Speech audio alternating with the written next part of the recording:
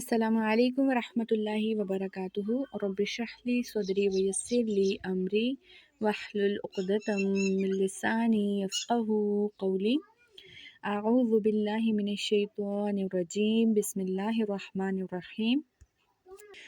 آج الحمدللہ ہم اپنے کورس کو سٹارٹ کر رہے ہیں جس میں ہم نے ایڈوانس لیول پہ تجوید سیکھنی ہے۔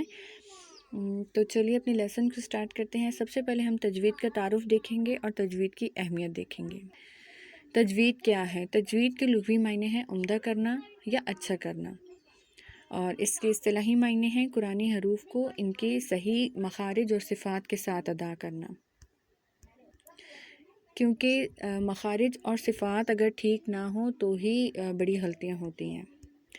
تجوید کا موضوع کیا ہے؟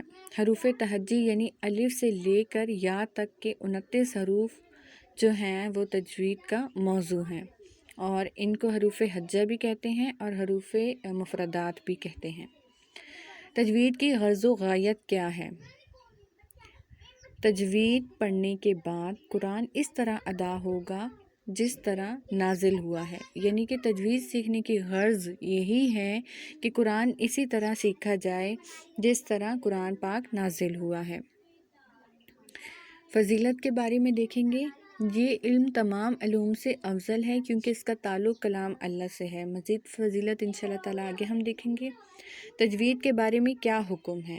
تجوید کے تفصیلی قواعد کا سیکھنا فرض کفایہ ہے اور اسے قواعد کے مطابق پڑھنا فرض عین ہے، یعنی کہ یہ ہر انسان پر واجب ہے۔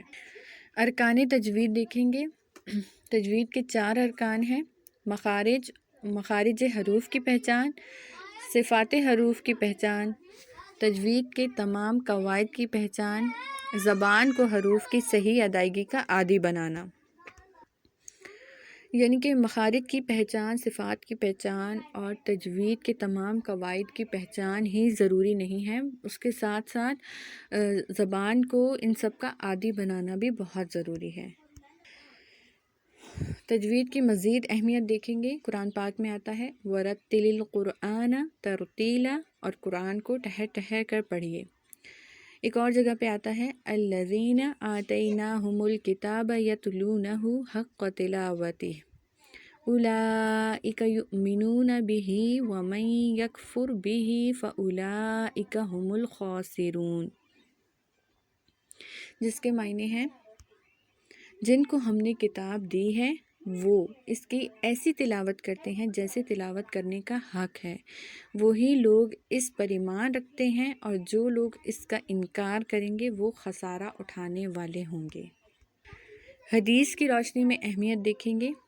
ہمارے پیارے نبی صلی اللہ علیہ وسلم نے فرمایا، بے شک اللہ تعالیٰ پسند فرماتے ہیں کہ قرآن کریم اس طرح پڑھا جائے جس طرح نازل کیا گیا تھا۔ ایک اور جگہ پہ فرماتے ہیں قرآن مجید کو عربوں کے لب و لہجے میں پڑھو۔